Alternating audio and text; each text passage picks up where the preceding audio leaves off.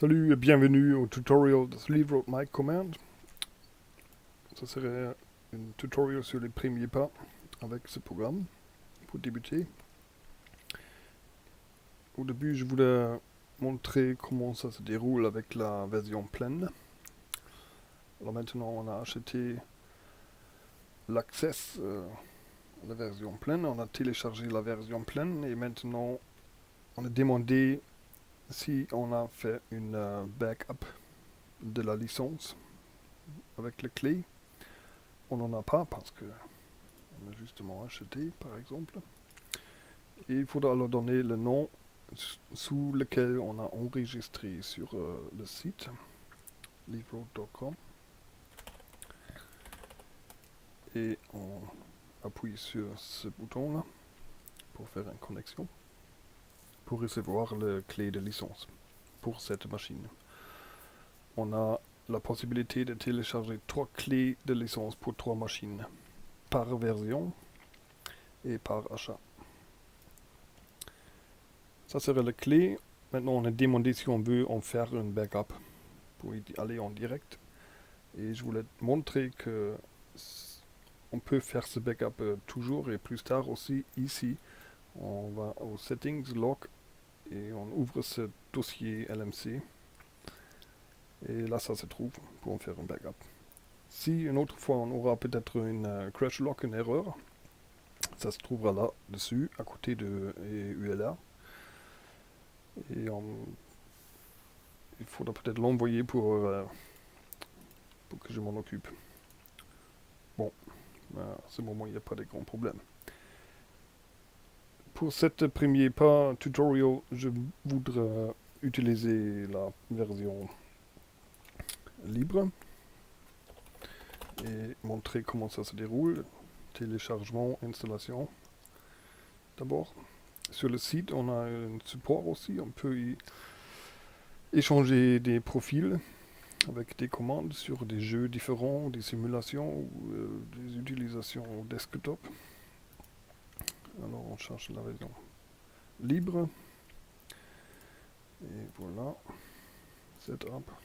Run. Ah bon, il faudrait peut-être... D'abord, il faudrait déinstaller la version pleine.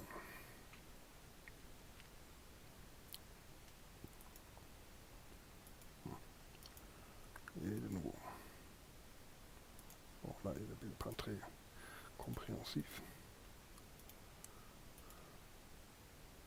Là. Ok. Ça, c'est le End User License Agreement. Il faut accepter. Et voilà, on est version libre. On peut bouger la fenêtre avec, on prend le titre là. Et aussi, si on prend le panneau arrière, le blanc ici, si on appuie là-dessus, on peut prendre la fenêtre aussi. Bouger la fenêtre, on peut changer le... bon, voilà, ça change aussi là, sur les cognards. Et ok, pour commencer, il faut... ici, il y a le manuel, des informations sur le programme, directement inscrit sur le log. C'est dans le dossier aussi, le manuel. Et ce qui nous intéresse, ça c'est le numéro 3 ici. Entraînement de reconnaisseur vocal de Microsoft. Pour ce faire, il faut aller au panel de contrôle, reconnaisseur de voix. Et il faut faire ça, régler le microphone, réglage. Faire le tutorial de speech et entraîner l'ordinateur pour qu'il fasse connaissance à votre voix, pour qu'il s'habitue à votre façon de parler. Comme ça, vous avez des résultats meilleurs plus tard. Dans le programme, il y a des infobulles partout. Ce sont des infobulles un peu générales avec les points d'interrogation. Et plus spéciales dessous chaque bouton et régleur. Là au speech, vous trouvez les langues de reconnaisseur vocal installées. Ici, moi j'ai Windows 7 Ultimate et en anglais. Je peux choisir entre anglais États-Unis et Grande-Bretagne. Et je pourrais installer des autres langages avec Windows Update, notre paquet de langages. Il y en a en espagnol, français, allemand, japon et chinois, quelques différents de chinois. Je crois que c'est ça à peu près. Et anglais, oui. Le reconnaisseur vocal donne à soi-même aussi résultat une certaine confiance. Alors, on verra plus tard, ça c'est écrit au log aussi, la confiance qu'il donne à chaque résultat. Alors si vous en donnez une commande vocale, ça vous répondra combien de confiance il donne à son résultat. Et si vous voulez des résultats surtout sûrs, vous allez montrer cela. Montez cela à 90% peut-être. Ça dépend de vous, de votre entraînement de reconnaisseur vocal. Aussi, on peut en faire un backup du profil de voix. Après l'entraînement, il y a un outil pour ça. Ça c'est expliqué au manuel aussi. Il y a un lien sur le site web aussi là-dessus. C'est un outil par Microsoft. Ok. Bon, je vais vous montrer cela. Maintenant, ce qu'il faut pour commencer. Alors là, j'ai fait le maximum de fenêtres. Et pour avoir la fenêtre en pleine, il faut positionner la souris sur l'icône du programme. Encore double clic. Et on a la fenêtre de nouveau en petit. Bon, alors je vais vider le log. D'abord,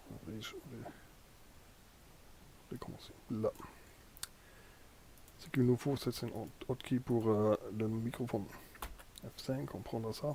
Il y en a beaucoup des choses. Il y a d'autres tutoriels que vous pouvez voir sur les différents trucs. Il y a un mode pour le microphone qu'on peut choisir. On peut le changer avec une autre hotkey aussi. Mic mode hotkey. Ça c'est le hotkey.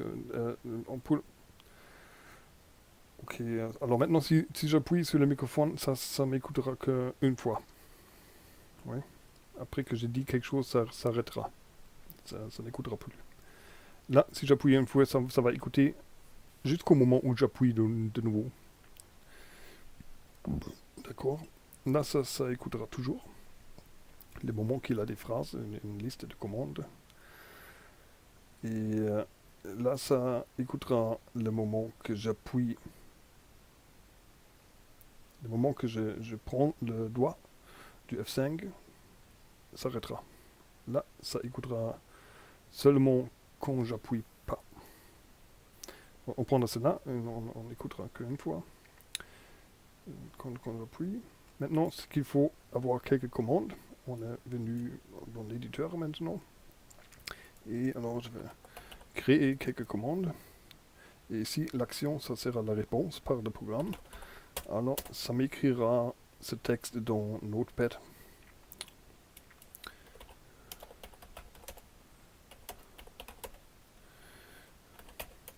C'est connu.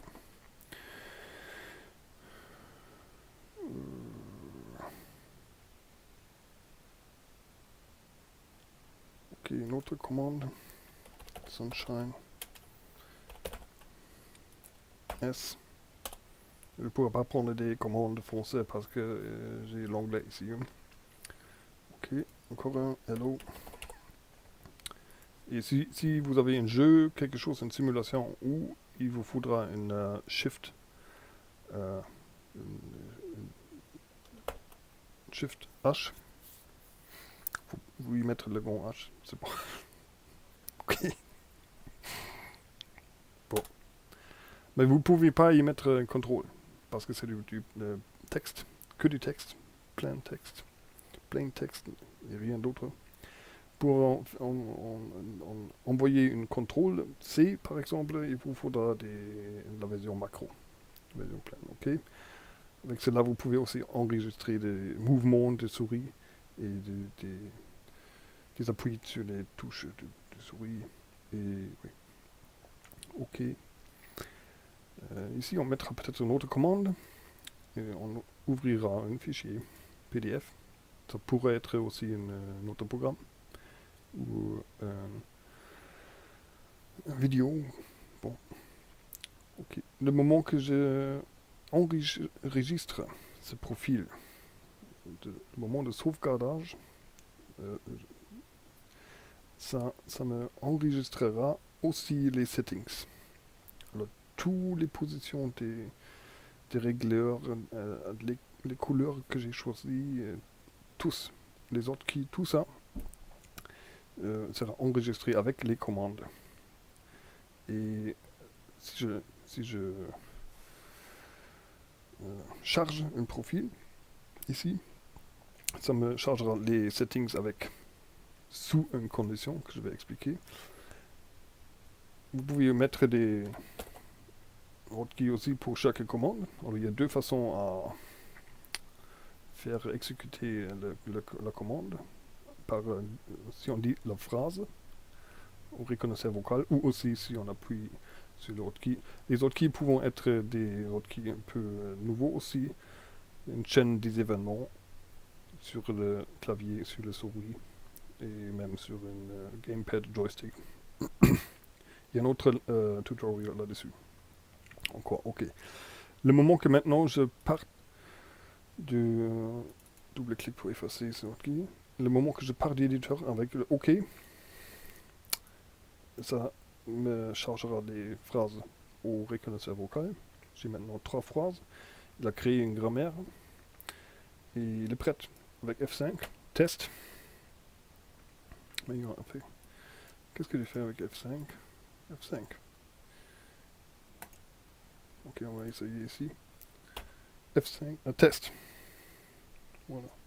Ah, moi, j'ai pas appuyé sur F5. C'est ça, ouais. Sunshine. Sunshine. S, ok. Hello. Voilà, ça m'ouvre le fichier PDF. Bon, c'était pour débuter. Il y en a d'autres tutoriels. Ok.